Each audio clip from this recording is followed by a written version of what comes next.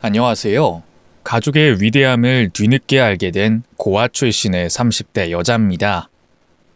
저는 평생을 외롭게 살아왔는데요. 지금 곁에 있는 가족들을 만나서 행복을 찾기까지 참 많은 시간이 걸린 것 같습니다. 제 사연은 외로움에 관한 건 아니고 시댁 이야기예요. 고아가 시집을 가서 겪은 끔찍한 사연을 전하고자 글을 쓰게 됐답니다. 그럼 바로 이야기 써볼게요. 18살에 보육원에서 나와 나라에서 주는 지원금으로 원룸 보증금을 내고 혼자 살기 시작했습니다. 당장 먹고 살 걱정 때문에 대학은 꿈도 꾸지 못했답니다. 알바를 하며 미용학원을 다녔어요. 보육원에서 지낼 때 언니, 오빠, 동생들의 머리를 자주 잘라주곤 했었는데 다들 저에게 소질이 있다는 이야기를 해줬어요. 그래서 헤어 디자이너라는 꿈을 꾸게 돼 알바로 번 돈으로 미용학원에 다녔죠. 6개월 과정을 듣고 미용실에 취직하게 됐는데 바로 손님들의 머리를 자르고 파마하고 염색할 줄 알았는데 바닥 청소와 손님 머리를 감겨주는 것 이외에는 아무것도 할 수 없었답니다. 미용실 선배들 이야기를 들어보니 손님 머리를 커트하려면 최소 3년은 보조로 허드렛 일을 해야 한다고 하더라고요. 저는 미용 학원만 나오면 다 되는 줄 알았는데 세상은 만만하지 않더군요. 3년의 세월을 업무 시간엔 빗자루질만 했고 남들이 다 퇴근하고 나서야 가발을 만지며 꿈을 키웠어요. 그리고 나서 손님 머리를 처음 만지게 됐는데 감격에 눈물이 핑 돌았습니다. 절실함이 있어서 그런지 손님에게 최대한 친절을 베풀었고 제 능력 이상으로 머리를 해드리려고 아주 많은 노력을 했답니다. 그렇게 열심히 일해 8년의 세월을 보내 제 나이 31가 됐고 미용실에서 매니저 자리까지 올랐어요. 손님 머리도 하고 후배들 교육까지 책임지는 선배가 된 거죠. 갓 20살이 돼 들어온 후배들을 보면 저의 꿈을 키우기 시작한 때가 새록새록 떠올라 일하는 데 열정이 절로 생겼습니다. 그런데 미용실 매니저 자리까지 올랐으나 버는 돈은 적었어요. 미용실이 100m 간격으로 하나씩 있는 세상이다 보니 매출이 한정적이었기 때문이죠. 그래도 혼자 살면서 먹고 사는데 지장이 없어 현재의 삶을 만족하며 충실하게 살았습니다. 그리고 연애 이야기를 하자면 30 전에 2명의 남자와 사귀어봤는데 안타깝게도 오랜 만남을 가지지 못했어요. 애정결핍이 심한 제가 사랑을 강요하고 관심을 구걸하다 보니 남자들이 버티지 못하고 이별을 통보했답니다. 고아 출신이거나 외롭게 자란 분들이라면 저를 이해하실 거라 믿어요. 그래도 사랑이 지나가면 또 다른 사랑이 찾아오더군요. 미용실 건물 7층에 있는 한 사업가와 제 손으로 머리카락을 자르며 인연이 됐답니다. 전 손님을 가리지 않고 친절하고 겸손하게 대하는데 그 모습을 보고 반했다며 저에게 대쉬를 하더라고요. 처음엔 자기한테만 친절한 줄 알아서 좋았는데 다른 손님들에게도 밝은 모습으로 친절을 베푸니 훨씬 더 좋아졌다며 말이죠. 저는 손님이라 정중하게 거절했는데 같은 건물에서 일하고 있어 거의 매일 마주치면서 정이 들기도 했고 시종일관 저를 좋아하고 있으니 언제라도 마음이 생기면 커피 마시자며 추파를 날렸는데 저도 그러고 싶더라고요. 그래서 그이와 연애를 시작했고 이전에 사귀었던 남자들과는 확연히 다르다는 걸 알게 됐죠. 1년 넘게 사소한 다툼 없이 사귀었고 그이가 누구보다 착하고 선한 사람이라는 걸 느껴서 프로포즈를 받았을 때 바로 결혼을 결심하게 됐습니다. 얼마 뒤 고아인 저는 난생 처음 다른 사람의 부모님을 처음 뵙게 됐어요. 시댁 식구들을 어떻게 대해야 할지 감이 잡히지 않아 손님들에게 그랬던 것처럼 친절하게만 해도 되는지 아니면 더 특별하게 대해야 하는지 모르겠더라고요. 예비 남편은 진실하게만 말하고 과하게 친절할 필요가 없다 조언하며 저의 손을 잡고 시댁에 들어갔습니다. 이윽고 시댁 식구인 시어머니와 시동생을 뵙고 90도로 인사하며 제 소개를 했답니다. 그리고 제 이야기를 어느 정도 들었는지 시어머니는 냉랭하게 고개만 살짝 끄덕이고 바로 궁금했던 걸 물으셨어요. 아가씨, 미용사라고 했지? 그리고 고아라고? 네, 어머님. 둘 다 맞습니다. 부족하지만 승철 씨와 결혼하고 싶습니다. 내 팔자에 고아 며느리를 드릴 줄은 상상도 못했네. 그리고 미용사? 남의 머리나 만지는 여자가 우리 집안에 들어오다니 정말 용감하구만. 일단 왔으니 밥부터 먹지. 고아 출신이라는 게 걸림돌이 될 줄은 어느 정도 예상을 했었는데 직업이 문제가 될 줄은 몰랐습니다. 식사를 시작했지만 눈치가 보여 밥이 코로 들어가는지 입으로 들어가는지 모르겠더군요. 시어머니는 앞서 물었던 것에 이어 제 학력을 물으셨고 고등학교 졸업이 최종 학력이라고 했더니 긴 한숨을 내쉬며 남편을 노려봤습니다. 너도 참 대단하다. 이런 여자를 일부러 찾는 것도 힘들 텐데 말이야. 어떻게 내가 싫어하는 걸 다 갖춘 여자를 데리고 왔니? 고아에 고졸에 가짜는 직업까지. 너 이 아가씨한테 무슨 약점이라도 잡힌 거냐? 대놓고 저를 욕하시는데 제가 여기에 왜 왔나 싶은 생각이 들더라고요. 그래서 빨리 식사가 끝나면 도망치듯 나갈 생각이었습니다. 그런데 남편이 입에서 꺼낸 말 때문에 혼자 빠져나가는 건 불가능했어요. 엄마, 고하면 어떻고 고졸이면 어때요?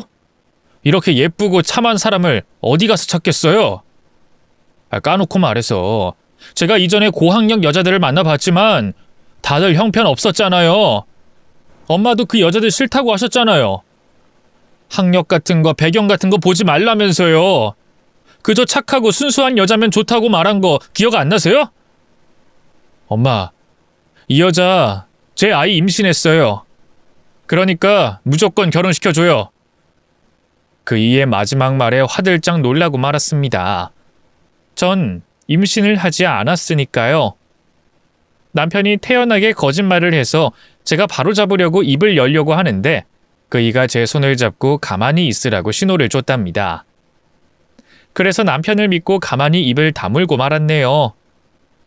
시어머니는 여러 생각을 하시는 것 같았는데 연신 한숨을 쉬시다가 이내 결혼하라는 말씀을 하셨습니다. 아휴, 큰애 너는 이런 식으로 날 놀라게 하니? 임신했다고? 내가 진짜 제명에 못 살겠다. 그래, 결혼해라. 얼마나 이 아가씨랑 결혼이 하고 싶었으면 집에 데리고 오기 전에 혼수부터 가졌니? 너 알아서 해라. 하고 싶은 대로 다 하라고. 엄마, 이왕 허락해 주시는 거 기분 좋게 웃으면서 해주시면 안 돼요? 제 와이프가 얼어 있잖아요. 와이프? 그래, 와이프 생겨서 좋겠다. 머리 아프니까 그만들 나가봐. 시어머니는 손으로 이마를 만지며 방으로 들어가셨고 저와 남편은 시댁에서 나왔습니다. 그이는 결혼을 허락받아 좋다며 깔깔 웃어댔는데 저는 웃을 수 없었습니다. 임신이라는 거짓말을 했으니 말이죠. 오빠, 이게 뭐 하는 짓이야? 임신했다고 거짓말을 하고 결혼 승낙을 받는 게 말이 돼? 혜정아, 미안해. 우리 엄마가 하도 며느리감 보는데 눈이 높아서 말이야. 내가 서울대 출신 박사를 데리고 와도 싫은 소리 할 사람이야. 그리고 혜정아, 임신은 지금부터라도 노력하면 되잖아. 우리 말 나온 김에 모텔이나 갈까? 지금 농담이 나와? 나중에 어머님이 가짜 임신으로 결혼한 걸 아시면 얼마나 화가 나시겠어. 내 입장을 생각 안 하는 거야? 미안해. 난 자기랑 무조건 결혼하려고 무슨 말이든 해야 했어. 엄마가 널 두고 고아네 고졸이네 하면서 무안 주면서 반대하길래 머릿속에 그 생각이 떠오르더라고. 일단 결혼하고 나서 해명을 하든 임신을 하든 하면 되니까 너무 걱정하지 마. 그리고 내가 자기 남편 되면 다 막아줄 거야. 아무도 자기 힘들게 하지 못할 거라고. 그이는 무슨 일이 있어도 힘들어지는 상황이 없게 해주겠다며 자기만 따라오라고 말했습니다. 그래서 전 걱정 근심을 내려두고 에라 모르겠다 하는 마음으로 남편만 믿기로 했습니다. 그래서 얼마 뒤 성대한 결혼식을 올리게 됐고 아름다운 드레스를 입은 저는 난생 처음 많은 사람들에게 축하와 관심을 받았습니다. 결혼 뒤 남편이 시어머니한테 임신은 거짓말이라고 바로 고백했고 예상대로 시어머니는 저에게 심한 눈총을 주셨습니다. 입 다물고 가만히 있던 것도 죄라며 앞으로 저를 가만두지 않겠다고 으름장을 놨답니다. 그래서 자주 시댁에 불려갔는데 어머님은 항상 저 혼자 오라고 하셨어요. 남편은 그런 호출은 과감하게 거절하고 무시하라고 했는데 죄 많은 며느리인 저는 시어머니의 호출을 무시할 수 없었습니다. 그래서 시댁에 불려가면 종처럼 집안일을 해야 했고 괜한 시비와 비난을 들어야 했답니다. 시어머니는 늘 날이 서 있는 태도였어요. 고아 출신이니 뭘 아는 게 있겠어? 넌 할 줄 아는 게 청소기 돌리는 것밖에 없니? 빨래랑 설거지는 왜 이따위로 해놓은 거야? 다림질이랑 그릇 물기 닦는 건 할 줄 모르는 거냐? 그리고 창틀은 왜 가만히 둔 거냐? 이 먼지를 나더러 다 마시라는 거니? 가족 없이 커서 그런지 아주 이기적이구나. 야, 내가 너한테 속아서 결혼시킨 걸 생각하면 속이 뒤집혀. 그런데 집안일을 이따위로 해? 다시 해. 내 마음에 들기 전까진 집에 갈 생각 마라.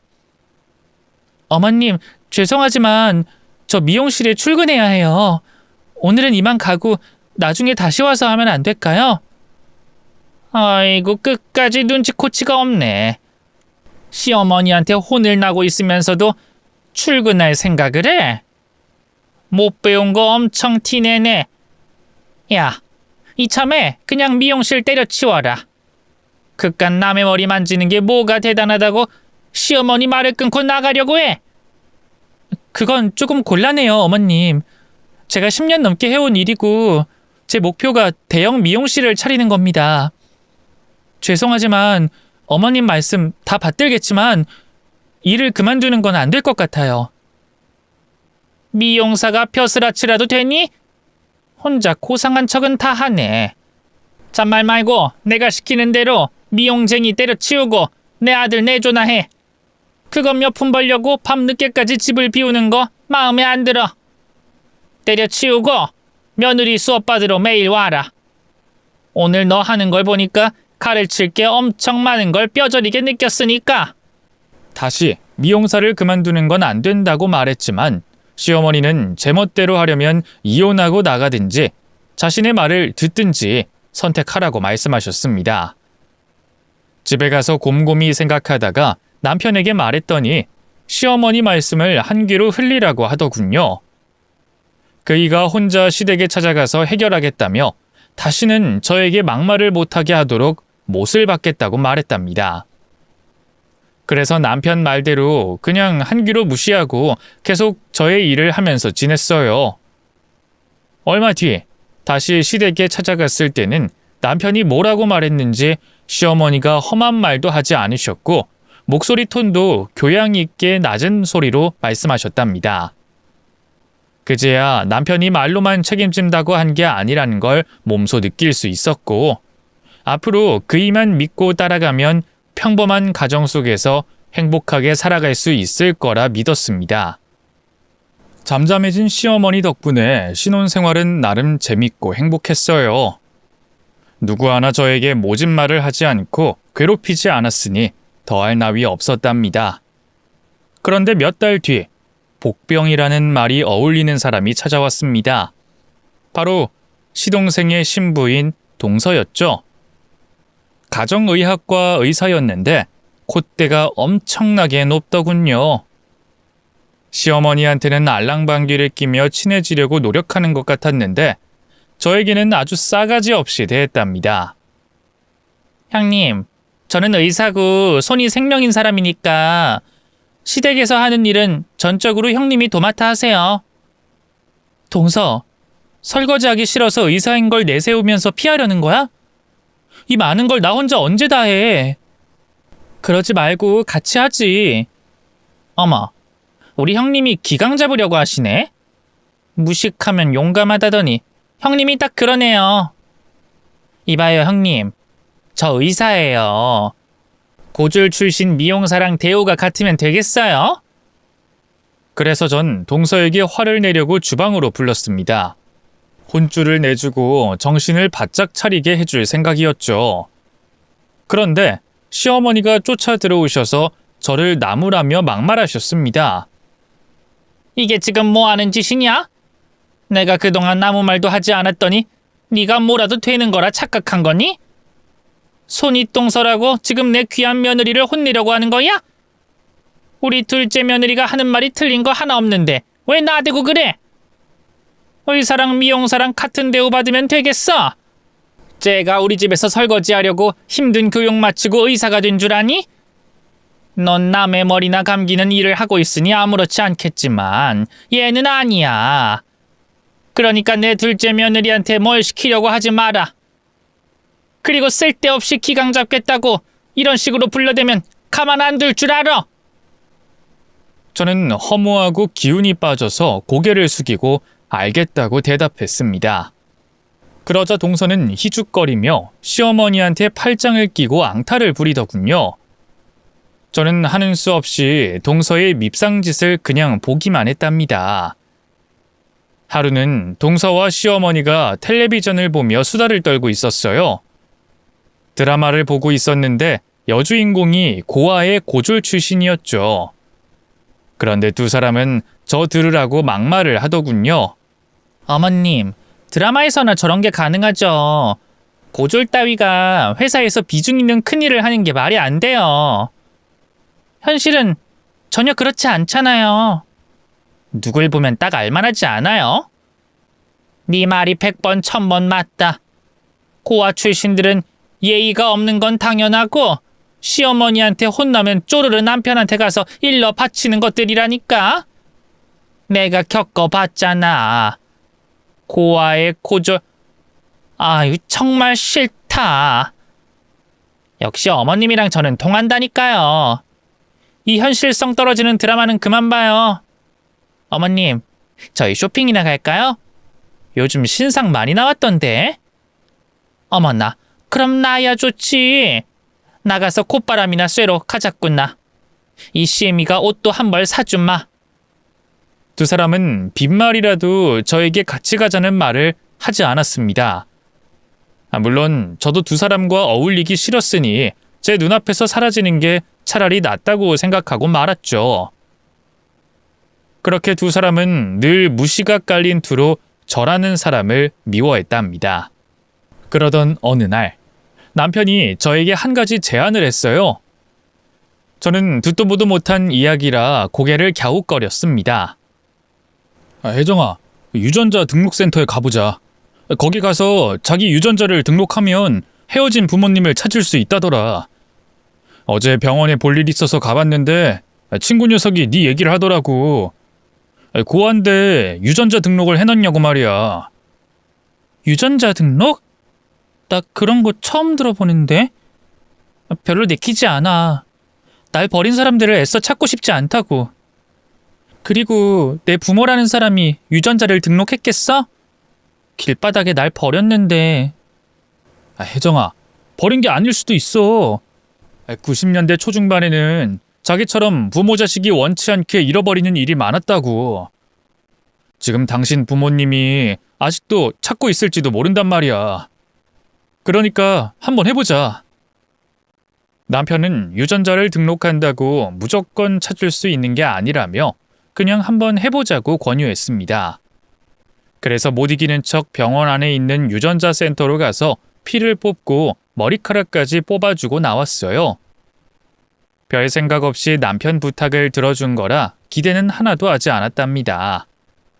그런데 일주일 뒤 유전자 센터에서 바로 연락이 왔어요. 저의 유전자와 일치하는 부모님을 찾았다면서 말이죠.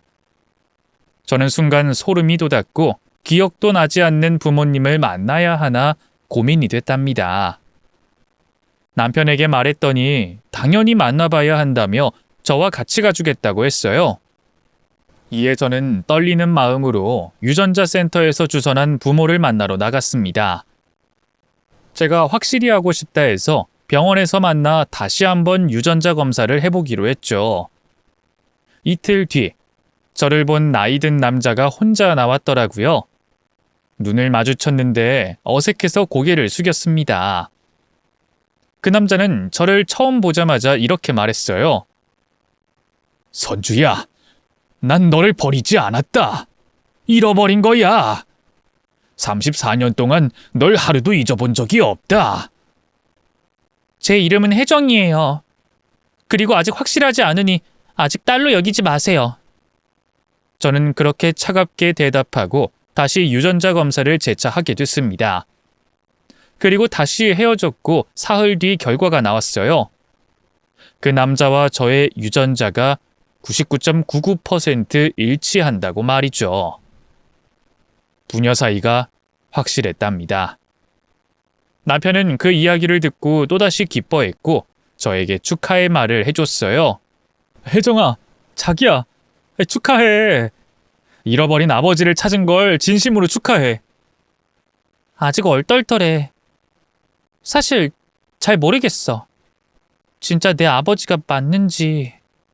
무슨 소리야. 2번이나 검사 받았잖아. 그분이 너 아버지가 확실해. 그리고 혜정아, 내 말대로 널 버린 게 아니라 잃어버린 게 맞지?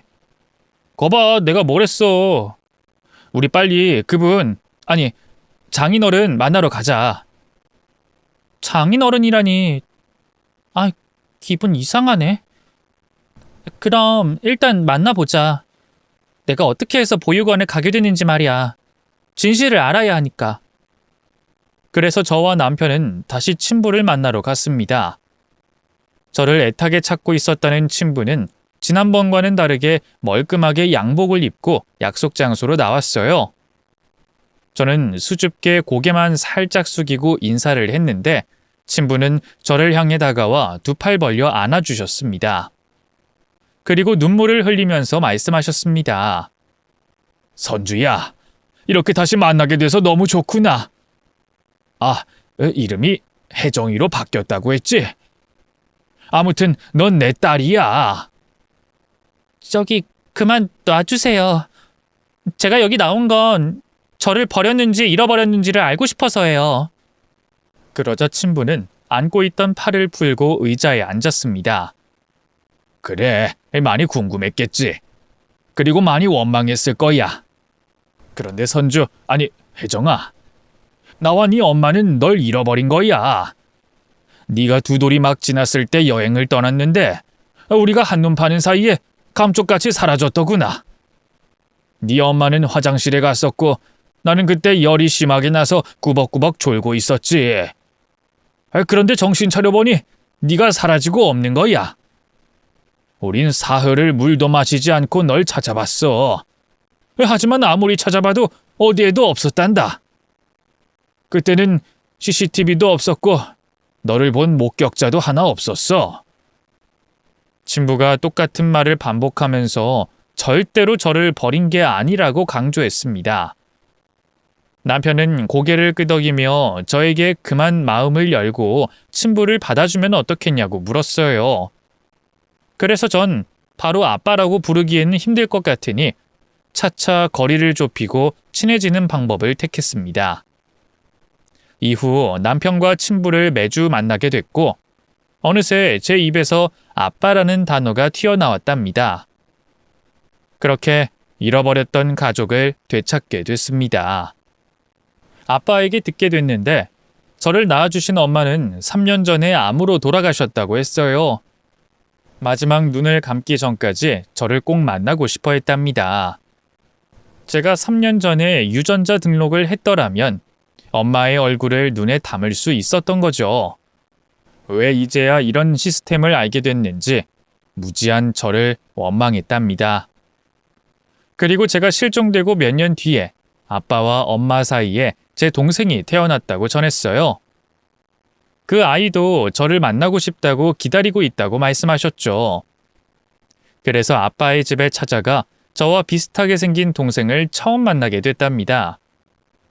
조금 늦었지만 저에게도 가족이라는 게 생긴 거죠. 한편 가족 찾은 이야기를 시댁에는 하지 않았습니다. 저에게 관심도 없고 미움만 가득한 사람들이니 뭐하러 그런 소식을 전해야 하나 싶더라고요. 물론 남편은 기쁨은 나눠야 한다며 호들갑을 떨었는데 아직은 제가 말하고 싶지 않으니 당분간은 비밀로 붙이자고 말했답니다. 얼마 뒤 시댁에 어김없이 찾아가게 됐고 또 저 혼자 시댁 살림을 하며 시간을 보내고 있었어요. 그동안 시어머니와 동서는 좋은 일이 있는지 호들갑을 떨며 축하를 나누고 있었습니다. 동서는 여전히 시어머니 앞에서 콧소리를 냈어요. 어머님, 정말 고마워요.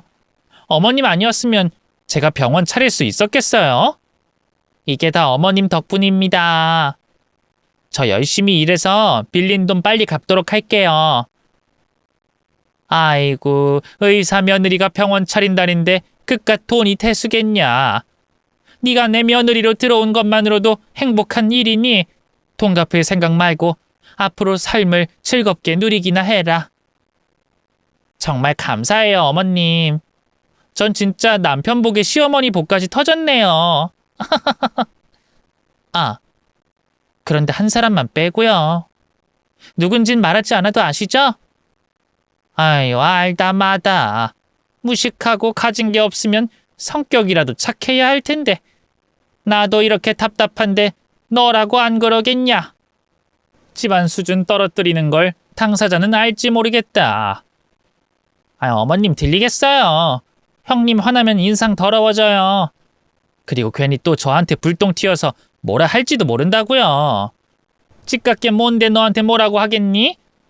주제 파악하라고 일러놨으니 그런 일 없을 거야. 그렇게 저를 언급하더니 두 사람의 대화는 끝이 났습니다. 들어보니 동서가 다른 의사들과 동업으로 종합병원을 차린다고 하더군요. 건물은 진작에 사뒀고 인테리어 공사가 곧 끝나고 병원 설비 기계가 들어선다고 말하더라고요. 그리고 시어머니는 동서에게 수억 원의 돈을 투자해 주셨답니다. 저는 부럽지도 섭섭하지도 않았어요. 다만 저와 남편에게는 이 사실을 하나도 알려주지 않아서 이렇게 엿들으며 알게 된 게 서운할 뿐이었습니다. 그이는 시동생 내외가 뭘 하든 상관이 없었어요.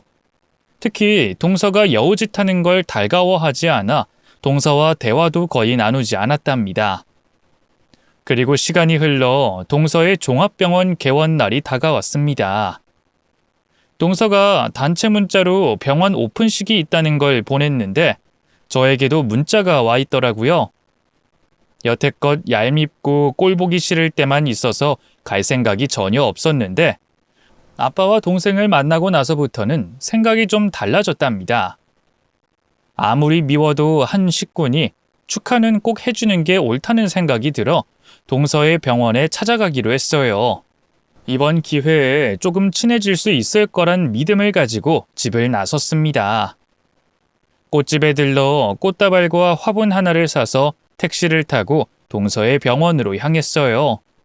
이윽고 멋지고 깔끔한 병원 건물 앞에 내려 안으로 들어갔더니 3층에서 개원식을 한다고 안내원이 말해줘서 엘리베이터를 타고 3층으로 올라갔습니다. 이윽고 수십 명의 사람들이 의사가운을 입은 세 사람을 향해 박수를 보내고 축하의 말을 전하고 있더라고요. 동서의 얼굴이 보여 사람들을 헤집고 앞으로 나갔습니다. 그리고 저를 보고 놀란 동서에게 꽃다발과 화분을 건네줬답니다. 동서, 축하해. 이야, 병원 진짜 끝내준다. 저는 진심으로 축하의 말을 전했는데 동서는 탐탁치 않은 표정을 짓더군요. 형님이 여긴 어쩐 일로 오셨어요? 응? 그야 동서가 보낸 문자 보고 왔지. 오늘 개원한다고 했잖아. 아, 단체 문자를 보냈는데 형님한테도 간 모양이죠? 알았어요. 사람들이 보니까 뒤로 돌아가세요.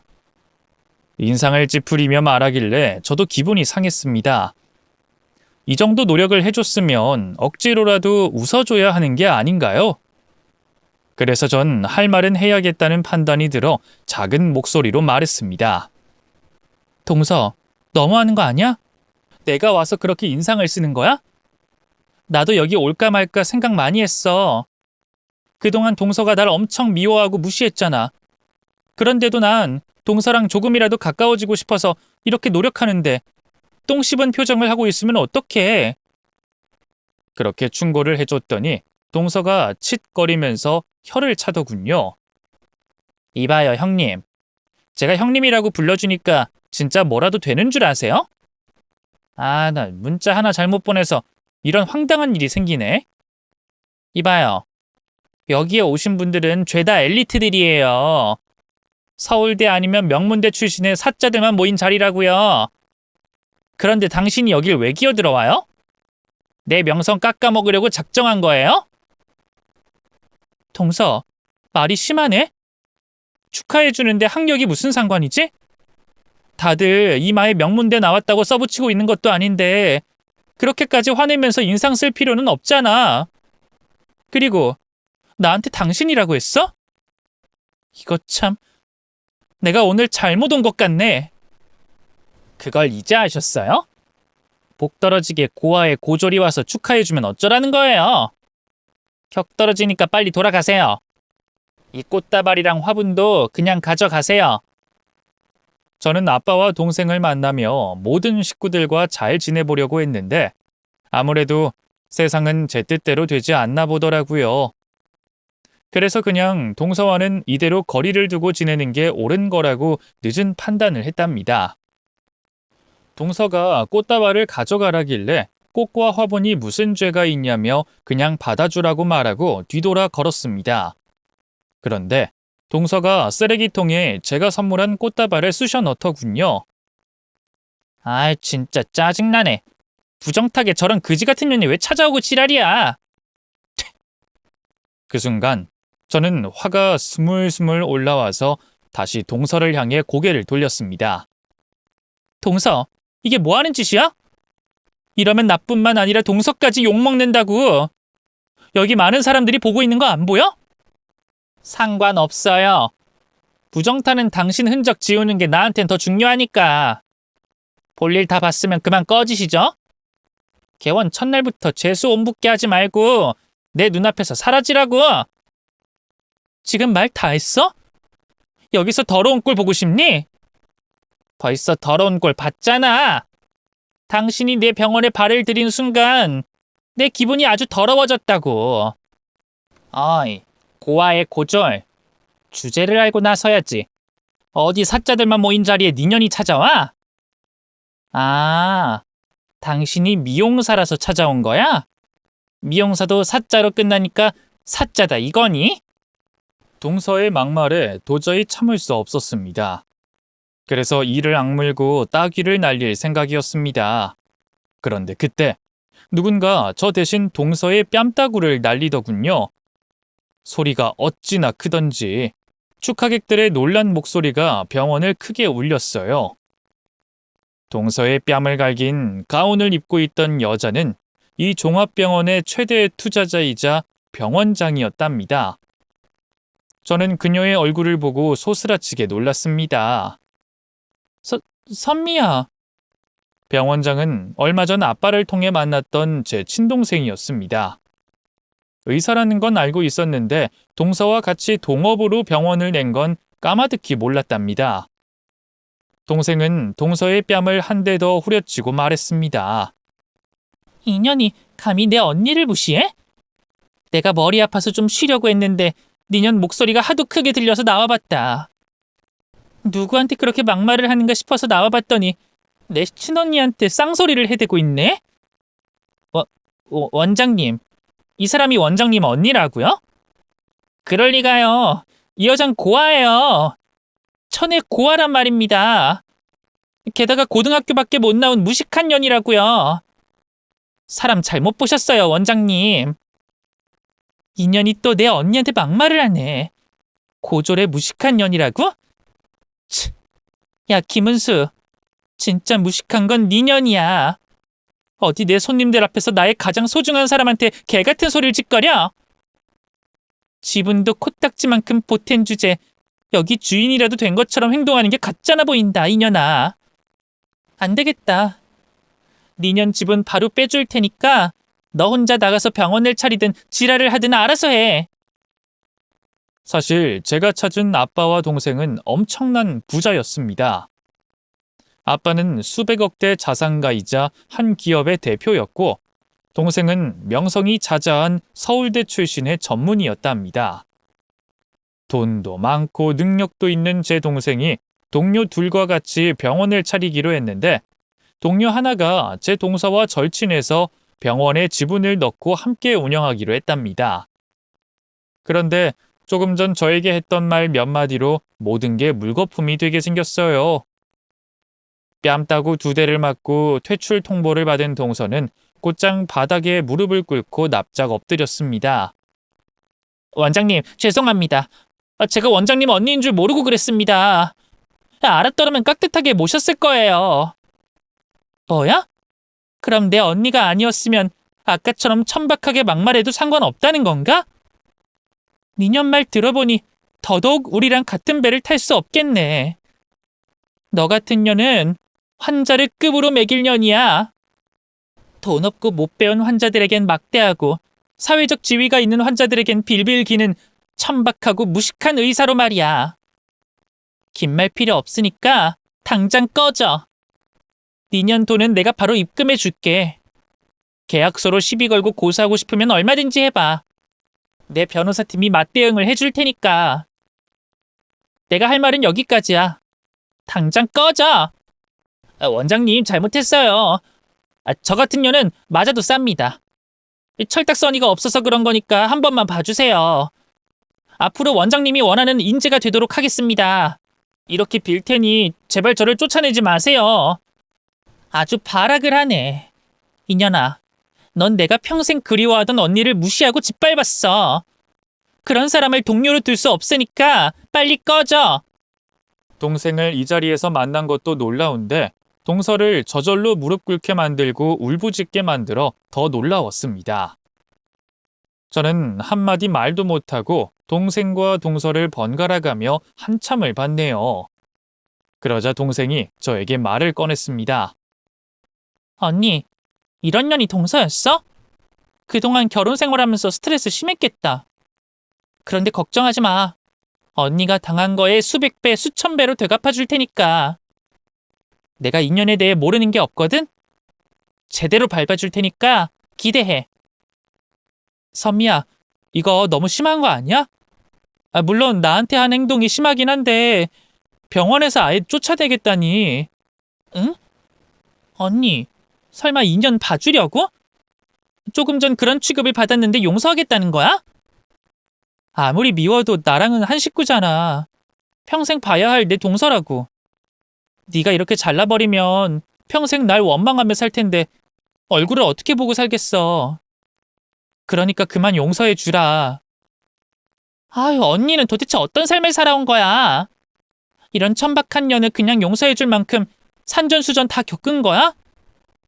저는 고개를 끄덕이며 동생에게 그만 동서를 용서해 주라고 말해줬습니다. 그러자 동생이 알겠다며 입을 열었습니다. 야, 김은수. 너 내 언니한테 사과해.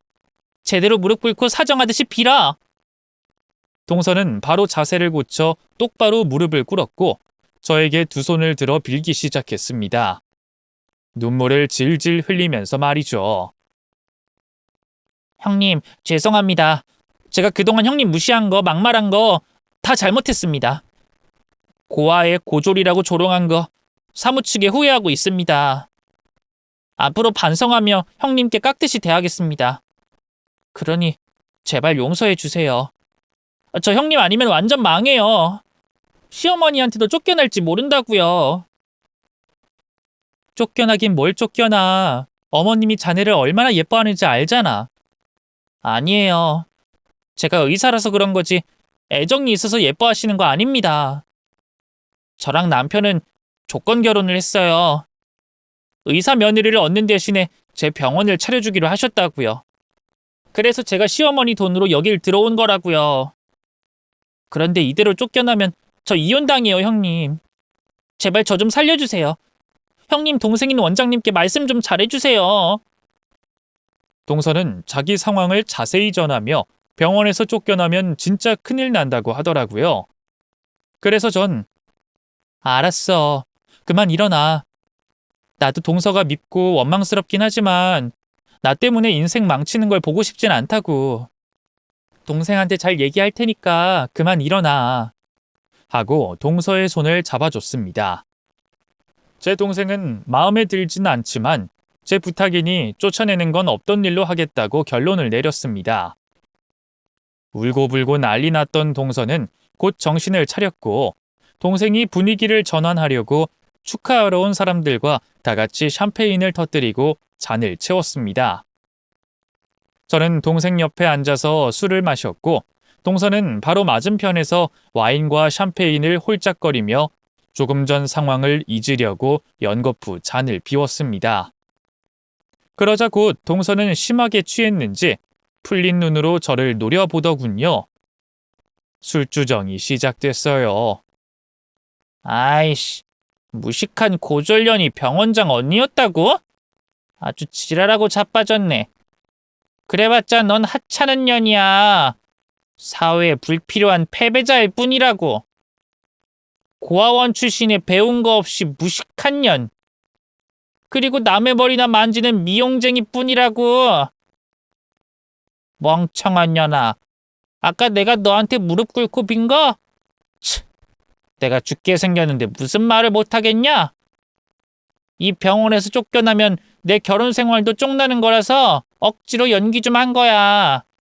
이 눈치코치 없는 한심한 잉여년아. 애비애미 출타한 거지 같은 년이 무슨 횡재로 원장년 언니가 된진 모르겠다만 너 이년아 그렇게 안심하지 마. 원장년도 니년이 쪽팔려서 금방 버릴걸? 아이씨 니년 면상 계속 보고 있으니까 토 나올 것 같다. 으. 동서는 저에게 온갖 비난과 입에 담을 수 없는 욕을 실컷 하더니 제 앞에서 오바이트까지 하더군요. 아무리 취한 사람이라지만 이건 아니다 싶었습니다. 부모님 욕까지 하는 년을 가만두는 것이야말로 바보 같은 짓이니 바로 자리에서 일어나 동서의 뺨따구를 세차게 날렸습니다. 동서 지금 한 말 다시 해봐. 너 안 취했지? 아이씨 가방끈 짧은 년이 감히 의사를 때려? 너 이리 와봐. 무식하고 천박한 쓸모없는 년아. 동서는 정확하게 제 뺨을 날렸습니다. 짝소리가 크게 울리자 제 동생이 자리에서 일어났습니다. 동서의 머리채를 잡고 뒤로 끌고 가 눕힌 다음에 배에 올라타 양뺨을 사정없이 갈겨댔어요. 술 취한 동서는 그렇게 맞으면서도 제 욕을 멈추지 않더라고요. 얼마나 저를 싫어하면 취해서 뒤지게 맞는 와중에도 제 욕을 하나 싶었네요. 그래서 전 동생을 말리며 한마디 했습니다. 선미야, 아까 한 말 취소할게. 나 동서 용서하지 않을 테니까 네가 하고 싶은 대로 병원에서 쫓아내줘. 알았어, 언니. 그런데 괜찮아? 2년 때문에 속이 많이 썩었겠다. 내가 2년 제대로 밟아줄게. 사는 게 지옥이라는 걸 느끼게 해줄 거야. 응, 그래주면 고맙겠다. 그럼 난 이만 갈게. 동생이 동서를 계속 패주고 있었는데 저는 더 보고 싶지 않아서 그냥 집으로 돌아왔습니다. 그리고 저녁에 남편에게 이 사실을 모두 전했고 다시는 동서와 마주치지 않고 싶다고 전했어요. 그이가 시어머니와 시동생에게 모든 사실을 전파했는데 두 사람이 저희 집으로 달려왔습니다. 시동생은 동서와 조건 결혼을 해서 그 정도로 바닥인 줄도 몰랐고 병원에서 쫓겨난다는 말에 바로 이혼을 결심했더군요. 반가운 말이긴 했지만 시동생 역시 곱게 보이지 않았습니다. 자기 사업하는데 마누라가 종합병원에 지분이 있는 의사면 큰 도움이 되지만 지금처럼 아무것도 아닌 상태면 결혼 생활을 유지할 필요가 없다고 하더군요. 게다가 다른 여자를 바로 알아봐야겠다는 미친 소리까지 했답니다. 그리고 시어머니는 저희 아빠와 동생의 실체를 알게 돼 엄청 놀라긴 하셨지만 두 사람이 시댁과 비교도 안 될 만큼 부자라는 말에 입꼬리가 귀에 걸렸어요. 매번 저에게 야야거리시더니 이번에는 고상한 말투로 며느리라고 부르셨답니다. 난 큰 며느리가 큰 사람인 줄 알았다. 마음씨도 착하고 머리도 똑똑하더니 그게 다 부모님한테 물려받은 거였구나. 새아가, 사돈 어른과 언제쯤 만날 수 있을까? 긴히 드릴 말씀이 있는데 말이야. 네? 무슨 말씀을 하시려고요? 아니, 우리 아들들의 사업에 대해서. 아무래도 둘 다 잘난 인재니까 작은 사업을 하기에는 너무 아깝잖니. 너희 아버지한테 투자를 받아서 크게 놀아보게 해주면 좋을 것 같구나. 새아가, 네가 우리 집의 보배였어. 내가 널 얼마나 사랑하는지 알지? 시어머니는 아무렇지 않게 저희 아빠한테 투자금을 받아 남편과 시동생에게 주고 싶다는 말씀을 하시더군요. 제 출신과 학력 가지고 그렇게 비아냥대고 조롱대더니 이번에는 저희 아빠 등골에 빨대를 꽂을 생각이었나 봅니다. 그래서 전 과감하게 거절 의사를 밝혔어요. 어머님, 그건 안 되겠는데요. 제가 왜 그런 짓을 해야 하죠? 제 남편은 알아서 잘하는 사람이니 아빠 도움 필요 없습니다. 서방님이야 사업이 꺾이고 있으니 자금이 필요하겠죠. 그런데 그걸 왜 저희 아빠가 해줘야 하죠? 아이 새아가, 무슨 말을 그렇게 섭섭하게 하니? 우리가 한 식구니까 도와줘야 하는 게 인지상정 아니겠어? 어머님, 그동안 저를 괄시하고 막말했던 거 다 잊어버리셨어요? 어머님이 하셨던 게 있는데 제가 어떻게 어머님 소원을 들어주겠어요? 제가 이렇게 거절하는 거야말로 인지상정 아닐까요? 제가 말을 받아치자 시어머니는 인상을 찌푸리며 제 따귀를 날리셨습니다. 이 인연이 돈 많은 애비 만났다고 날 무시하네? 그래서 저도 시어머니 따귀를 날렸습니다. 어머님은 아무것도 없으면서 절 무시했죠? 지금 시댁 재산이 모두 돌아가신 시아버지가 마련한 거라면서요? 남자 하나 잘 만나서 기생하면서 잘 사셨군요. 너 지금 뭐라고 했니?